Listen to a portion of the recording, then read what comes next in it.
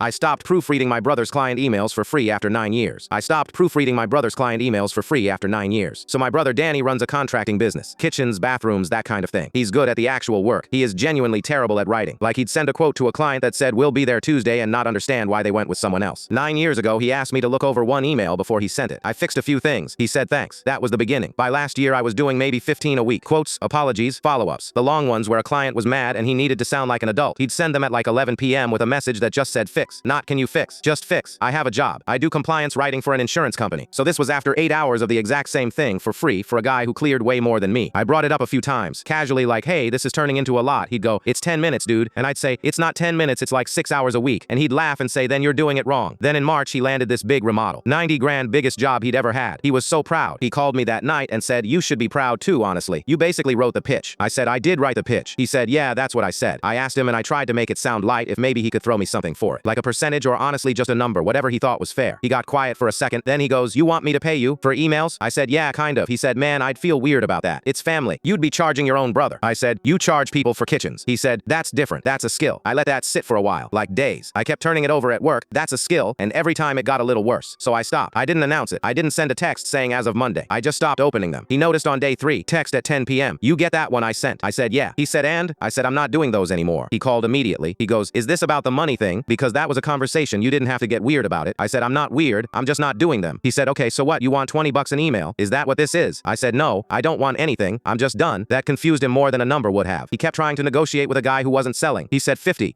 an email. I said, no. He said, you're being petty right now. I said, maybe. Then he sent them himself. I didn't see the first few. I found out about them the way you find out about a car accident, which is that somebody else tells you. Our mom called and said Danny was upset. Apparently a client on a $40,000 bathroom got an email that opened with per our conversation. We can definitely, of course, accommodate that. And then a second one an hour later that said, sorry, ignore the last email. I was in a rush. Here is a better version. And then a third one. The client asked if he had someone in the office who could handle correspondence going forward. He came by my apartment on a Saturday. Didn't call first. Stood in my doorway with his laptop under his arm like a kid bringing homework. He said, I need you to look at something. I said, sure. What's your rate? He said, come on. I said, that's a real question. What are you paying? He said, I don't have a rate for this. That's not a thing that exists. I said, it exists. I do it for a company. They pay me for it. It's a skill. He stood there. I could see him deciding whether to fight about it. He said, you're really gonna make me do this. I said, I'm not making you do anything. You can go home right now and write your own email and I'll never say a word about it. He said, nobody in this family is like you. I said, okay. He said, you know what? Forget it. And he left. He got about halfway down the hall and stopped and came back and stood in the doorway again. And I swear he was breathing like he'd run somewhere. He said, 100